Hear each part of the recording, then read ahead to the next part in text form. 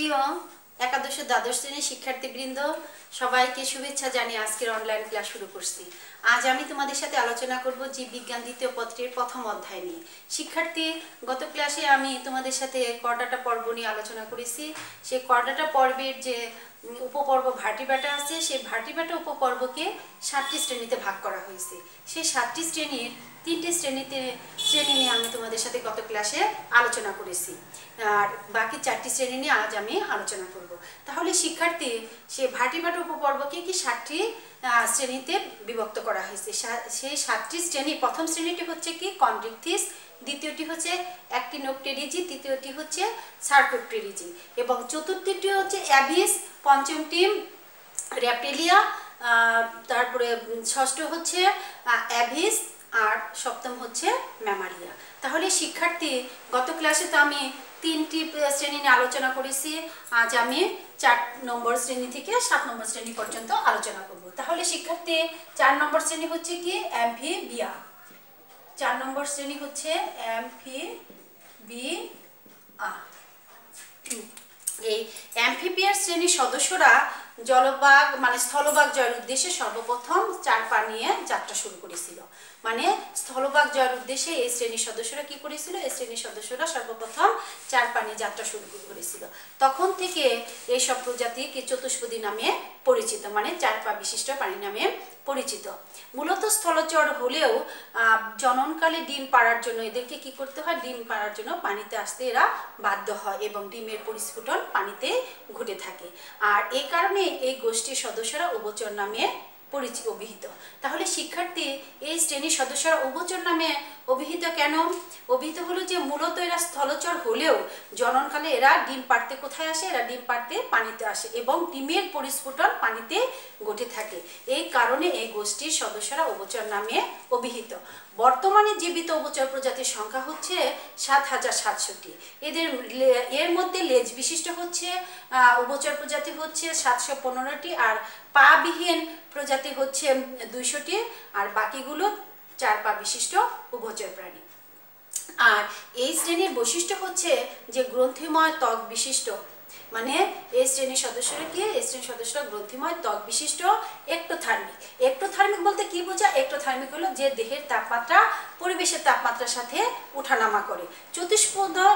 চতুষ্পদী মেরুদণ্ডী প্রাণী, মানে 4 পা বিশিষ্ট মেরুদণ্ডী প্রাণী। আর লার্ভা অবস্থায় জলচর, কিন্তু পূর্ণাঙ্গ অবস্থায় জলচর বা স্থলচর। মানে এই শ্রেণীর সদস্যরা কি? এই শ্রেণীর সদস্যরা হলো কি লার্ভা অবস্থায় জলচর, কিন্তু পূর্ণাঙ্গ অবস্থায় জলচর বা স্থলচর। ত্বক মসৃণ, আর্দ্র, গ্রন্থিময় এবং শ্বসনেও সাহায্য করে। মানে এদের ত্বক মসৃণ, গ্রন্থিময়, আর্দ্র এবং শ্বসন কাজেও এদের ত্বক সাহায্য করে থাকে। অগ্রপথে 4টি এবং পশ্চাৎপদে 5টি করে নখরবিহীন আঙ্গুল থাকে। মানে অগ্রপথে 4টি এবং পশ্চাৎপদে 5টি করে নখরবিহীন, মানে নখ ছাড়া কি থাকে? আঙ্গুল থাকে। আর লার্ভাদশায় ফুলকা এবং পরিণত অবস্থায় ফুসফুস, ত্বক ও মুখবিবরীয় মিউকাস ঝিল্লির মাধ্যমে শ্বসন সম্পন্ন করে থাকে। মানে এই শ্রেণীর সদস্যরা, শিক্ষার্থী, এই শ্রেণীর সদস্যরা কি করে? এই শ্রেণীর সদস্যরা লার্ভা অবস্থায় ফুলকা এবং পরিণত অবস্থায় ফুসফুস, ত্বক ও মুখবিবরীয় মিউকাস ঝিল্লির মাধ্যমে শ্বসন কাজ সম্পন্ন করে থাকে। আর এদের হৃৎপিণ্ড হলো 3 প্রকোষ্ঠ বিশিষ্ট, 2টি অ্যাট্রিয়া বা অলিন্দ এবং একটি ভেন্ট্রিকল বা নিলয়। মানে এই শ্রেণী, তাহলে শিক্ষার্থী, এই শ্রেণীর সদস্যদের হৃৎপিণ্ড কয় প্রকোষ্ঠ বিশিষ্ট? এই শ্রেণীর সদস্যদের হৃৎপিণ্ড হলো 3 প্রকোষ্ঠ বিশিষ্ট। তো কি 3 প্রকোষ্ঠ হলো? 2টি অ্যাট্রিয়া বা নিলয়, 2টি অ্যাট্রিয়া বা অলিন্দ এবং একটি ভেন্ট্রিকল বা নিলয়। আর এই শ্রেণীর উদাহরণ হচ্ছে অ্যামফিবিয়া শ্রেণীর উদাহরণ হচ্ছে সোনালী ব্যাঙ। তাহলে শিক্ষার্থী, এই সোনালী ব্যাঙের বৈজ্ঞানিক নাম হচ্ছে ফাইলোব্যাটিস টেরিবিলিস। তাহলে শিক্ষার্থী, এই শ্রেণীর উদাহরণ হচ্ছে কি? এই শ্রেণীর উদাহরণ হচ্ছে সোনালী ব্যাঙ। এই সোনালী ব্যাঙের বৈজ্ঞানিক নাম হচ্ছে কি? সোনালী ব্যাঙের বৈজ্ঞানিক নাম হচ্ছে ফাইলোব্যাটিস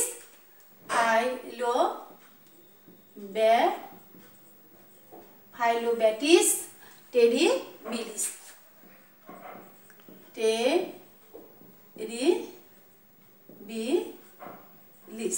তাহলে শিক্ষার্থী, অ্যামফিবিয়া শ্রেণীর উদাহরণ হচ্ছে কি?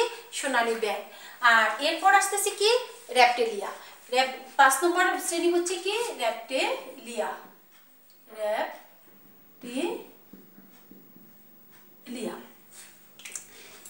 ভূভাগ জয়ের নেশায় চতুষ্পদী প্রাণীদের অক্লান্ত অভিযান আরো গতিময় হয়েছে সরীসৃপ প্রজাতির উৎপত্তি এবং বিকাশের মাধ্যমে। মানে ভূভাগ জয়ের নেশায় চতুষ্পদী প্রাণীদের মানে 4 পা বিশিষ্ট প্রাণীদের অক্লান্ত অভিযান আরো গতিময় হয়েছে কি সরীসৃপ প্রজাতির উৎপত্তি ও বিকাশের মাধ্যমে। উভচরের যে গাঠনিক ও শারীরবৃত্তিক যে বাধা ছিল সরীসৃপে তা অপসারিত হয় দ্রুত পৃথিবী জয় করতে পেরেছে।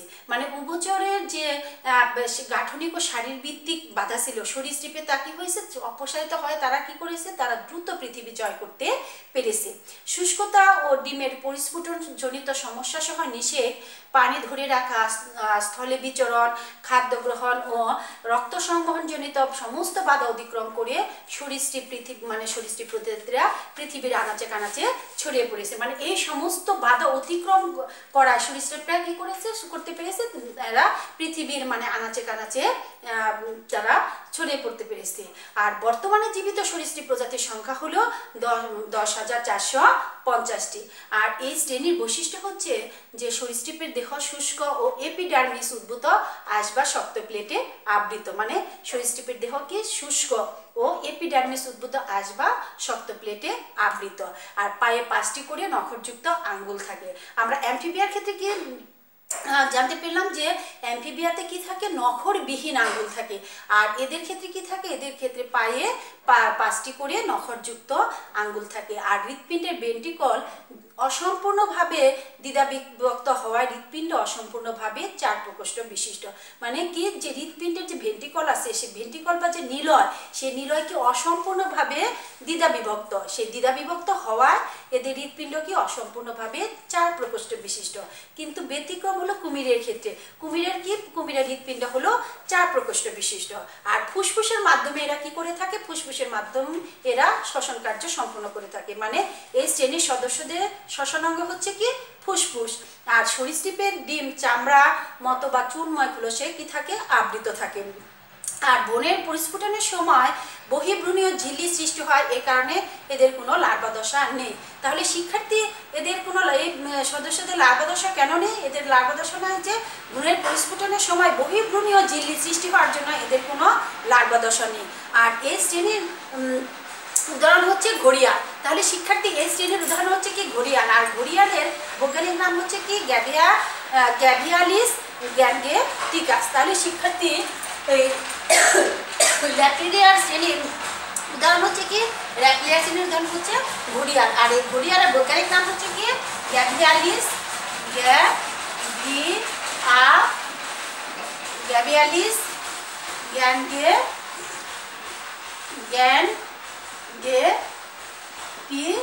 গ্যাঙ্গেটিকাস। তাহলে শিক্ষার্থী র্যাপ্টিলিয়ার শ্রেণীর উদাহরণ হচ্ছে কি, র্যাপ্টিলিয়ার শ্রেণীর উদাহরণ হচ্ছে গ্যাভিয়ালিস, উদাহরণ হচ্ছে কি ঘড়িয়াল। আর ঘড়িয়ালের বৈজ্ঞানিক নাম হচ্ছে কি গ্যাভিয়ালিস গ্যাঙ্গেটিকাস। এরপর আসতেছে শ্রেণী অ্যাভিস। 6 নম্বর শ্রেণী কি আসতেছে শিক্ষার্থী অ্যাভিস।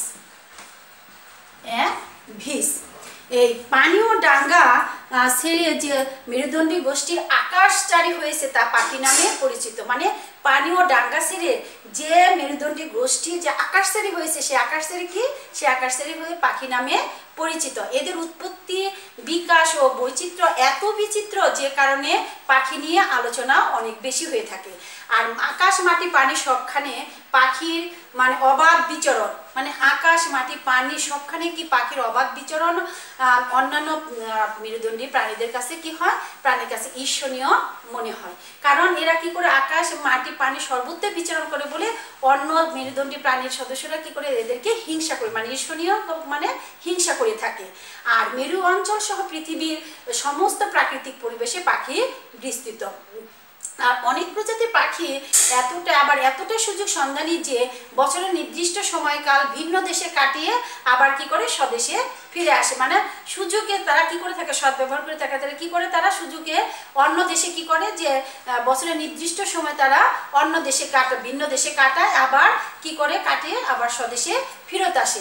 বর্তমানে পৃথিবীতে বেশি প্রজাতির পাখি রয়েছে। আর পাখি হওয়ার জন্য মেরুদণ্ডী প্রাণীর এ নির্দিষ্ট গোষ্ঠীর মস্তকে পরিবর্তনে কি হয়েছে, ঝড় বয়ে গেছে। মানে এই গোষ্ঠীর মানে পাখি হওয়ার জন্য মেরুদণ্ডী প্রাণীর এই গোষ্ঠীর কি হয়েছে, আপাদমস্তক বলতে কি বোঝায়, আপাদমস্তক হলো যে পা থেকে মাথা পর্যন্ত এই গোষ্ঠীর কি হয়েছে, পরিবর্তন হয়েছে। আর পরিবর্তনের উদ্দেশ্য হচ্ছে কি যে দেহকে হালকা করে উড্ডয়ন সফল অভিযোজন সম্পন্ন করা। মানে এরা কি পরিবর্তনের উদ্দেশ্য হচ্ছে কি যে দেহকে হালকা করে উড্ডয়ন সফল অভিযোজন সম্পন্ন করা। আর এই শ্রেণীর বৈশিষ্ট্য হচ্ছে যে দেহ পালকে আবৃত, গ্রীবা প্রলম্বিত এবং এস আকৃতি। আর উড্ডয়ন অঙ্গ হিসাবে অগ্রপদ দুটি ডানা রূপান্তরিত হয়েছে। মানে উড্ডয়নের অঙ্গ হিসাবে অগ্রপদ আছে যে সেই অগ্রপদ দুটি কি হয়েছে, ডানায় রূপান্তরিত হয়েছে। উড্ডয়ন বলতে আমরা কি বুঝি, যে উড়ার জন্য, তাই না? তাদের অগ্রপদ দুটি কি হয়েছে, অগ্রপদ দুটি ডানায় রূপান্তরিত হয়েছে। আর চোয়াল দাঁতবিহীন চঞ্চুতির পরিণত হয়েছে। অস্থিগুলো বায়ু গহ্বরপূর্ণ ও হালকা। মানে এই যে এদের দেহ যে অস্থি দ্বারা গঠিত, সেই অস্থিগুলো বায়ু গহ্বরপূর্ণ ও হালকা। মানে বায়ু গর্ভপূর্ণ হওয়ার জন্য এদের অস্থিগুলো হালকা। অনেক হাড় একীভূত হয়েছে, ফুসফুসের সঙ্গে পাতলা বায়ুথলি যুক্ত হয়েছে, এমনকি হাড়ের ভিতরে বায়ুথলি প্রবিষ্ট হয়। এবং শক্তিদায়ক খাদ্যের দ্রুত বিপাকের জন্য কার্যকর পরিপাকতন্ত্র রয়েছে। মানে পাখি যে শক্তিদায়ক খাদ্য মানে কি কঠিন খাদ্য যে গ্রহণ করে, সেই কঠিন খাদ্য পরিপাকের জন্য এদের কি আছে, এদের কার্যকর পরিপাকতন্ত্র আছে। আর হৃৎপিণ্ড 4 প্রকোষ্ঠ বিশিষ্ট, 2টি আর্ট্রিয়া বা অলিন্দ এবং 2টি ভেন্ট্রিকল বা নিলয় নিয়ে গঠিত। মানে এদের হৃৎপিণ্ড 4 প্রকোষ্ঠ বিশিষ্ট। পাখির শরীরে প্রথম সমষ্ণশোণিত বা এন্ডোথার্মিক অবস্থা দেখা দিয়েছে। মানে এন্ডোথার্মিক অবস্থা বলতে কি বোঝায়, এন্ডোথার্মিক অবস্থা হচ্ছে যে দেহের তাপমাত্রা পরিবেশের তাপমাত্রার সাথে ওঠানামা করে না। আর শিক্ষার্থী এই শ্রেণীর উদাহরণ হচ্ছে দোয়েল পাখি। আর দোয়েল পাখির বৈজ্ঞানিক নাম হচ্ছে কি, কপসাইকাস সেউলারিস। তাহলে শিক্ষার্থী এই শ্রেণীর উদাহরণ হচ্ছে কি দোয়েল পাখি। আর দোয়েল পাখির উদাহরণ হচ্ছে কি কপসাইকাস সেউলারিস।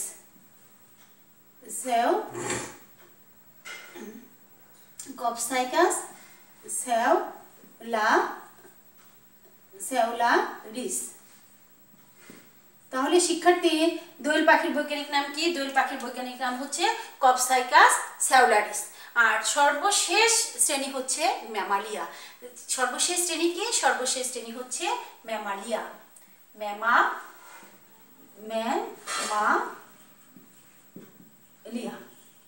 তাহলে শিক্ষার্থী যে প্রাণী জগতের যে বিবর্তন যে ঘটেছে, সেই বিবর্তনের পরিক্রমায় সর্বোন্নত প্রাণী গোষ্ঠী হিসেবে আবির্ভূত হয়েছে এই ম্যামালিয়া প্রাণী গোষ্ঠী, ম্যামালিয়া শ্রেণী। তাহলে যে প্রাণী জগতের যে বিবর্তন, সেই বিবর্তনের পরিক্রমায় উন্নত প্রাণী গোষ্ঠী হিসেবে আবির্ভূত হয়েছে ম্যামালিয়া শ্রেণী। আর 1.5 গ্রাম ওজনের বাদুড় থেকে শুরু করে 130 মেট্রিক টন ওজনের যে নীল তিমি সহ, মানে নীল তিমি বিচিত্র আকার আকৃতি ও গড়নের কি রয়েছে, গড়নের প্রাণী রয়েছে। আর শারীরিক গঠনের সঙ্গে বুদ্ধিমত্তা ও তাৎক্ষণিক সক্রিয়তার কারণে সক্রিয়তার কারণে কি হয়েছে, স্তন্যপায়ীরা আজ সংখ্যাগত দিক থেকে কম হলেও এরা পৃথিবীর কর্তৃত্ব দখল করে নিয়েছে। মানে যে অন্যান্য যে শ্রেণী আছে, যে পাখি, মাছ, পতঙ্গের তুলনায় এরা কি হয়েছে, পৃথিবীর কর্তৃত্ব দখল করে নিয়েছে। কেন নিয়েছে, যে শারীরিক গঠনের সঙ্গে বুদ্ধিমত্তা ও তাৎক্ষণিক সক্রিয়তার কারণে এরা অন্যান্য স্তন্যপায়ীরা আজ কি হয়েছে, অন্যান্য প্রায় মাছ ও পাখি পতঙ্গের তুলনায় পৃথিবীর কি করেছে, পৃথিবীর কর্তৃত্ব দখল করে নিয়েছে। আর বর্তমানে প্রায় 6000 প্রজাতির কি আছে, 6000 প্রজাতির স্তন্যপায়ী রয়েছে। আর মানুষও এই শ্রেণীর অন্তর্ভুক্ত সদস্য। তাহলে শিক্ষার্থী মানুষ তাহলে কোন শ্রেণীর সদস্য, মানুষ হলো ম্যামেলিয়া শ্রেণীর সদস্য। আর এই শ্রেণীর বৈশিষ্ট্য হচ্ছে কি, যে শ্রেণীর বৈশিষ্ট্য হলো যে এদের দেহত্বক মানে বিভিন্ন গ্রন্থিযুক্ত, যেমন গ্রমগ্রন্থি, সেবিয়াস গ্রন্থি এবং লোমে আবৃত, তিমি ব্যতীত শুধু। আর পরিণত স্ত্রী প্রাণীর কার্যকর স্তন গ্রন্থি থেকে ক্ষরিত মাতৃদুগ্ধ নবজাতক লালিত হয়। মানে পরিণত স্ত্রী প্রাণীর কি আছে, কার্যকর স্তন গ্রন্থি থাকায় ক্ষরিত মাতৃদুগ্ধ থেকে নবজাতক লালিত হয়। আর বহিকর্ণে পিনা ও মধ্যকর্ণে 3টি ক্ষুদ্রাস্থি থাকে। আর চোয়ালে বিভিন্ন ধরনের দাঁত থাকে, মানে চোয়াল বিভিন্ন ধরনের দাঁতযুক্ত। আর মাংসল ডায়াফ্রাম ও মধ্যচ্ছদা দিয়ে বক্ষ ও উদর গহ্বর পৃথক থাকে। শিক্ষার্থী, এই শ্রেণীর প্রাণীদের যে বক্ষ গহ্বর ও উদর গহ্বর যে পৃথক থাকে, কি দিয়ে পৃথক থাকে? মাংসল ডায়াফ্রাম বা মধ্যচ্ছদা দিয়ে পৃথক থাকে। আর পরিণত লোহিত কণিকা নিউক্লিয়াস কি বিহীন, এদের যে পরিণত লোহিত কণিকা আছে সেই পরিণত লোহিত কণিকা কি? পরিণত লোহিত কণিকা নিউক্লিয়াস বিহীন। আর হৃৎপিণ্ড সম্পূর্ণ 4 প্রকোষ্ঠ বিশিষ্ট, মানে 2টি অলিন্দ এবং 2টি নিলয় নিয়ে গঠিত। আর স্তন্যপায়ীরা আজ সব ধরনের পরিবেশ ছাড়াও জলচর ও স্থলচর মানে বাসস্থানে ব্যাপক বিস্তৃত। আর একটি প্রজাতি আবার উড্ডয়নে সক্ষম, সেটি হলো কি? সেটি হলো বাদুড়। আর এন্ডোথার্মিক প্রাণী। এন্ডোথার্মিক বলতে আমরা কি বুঝি? যে এন্ডোথার্মিক হলো দেহের তাপমাত্রা পরিবেশের তাপমাত্রার সাথে ওঠানামা করে না। আর এই শ্রেণীর উদাহরণ হচ্ছে বাংলার বাঘ। আর এই বাংলার বাঘের বৈজ্ঞানিক নাম হচ্ছে কি? প্যান্থেরা টিগ্রিস। তাহলে শিক্ষার্থী, বাংলার বাঘের উদাহরণ হচ্ছে কি? Panthera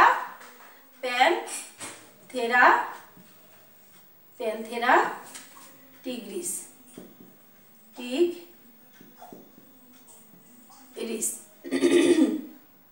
Panthera টিগ্রিস।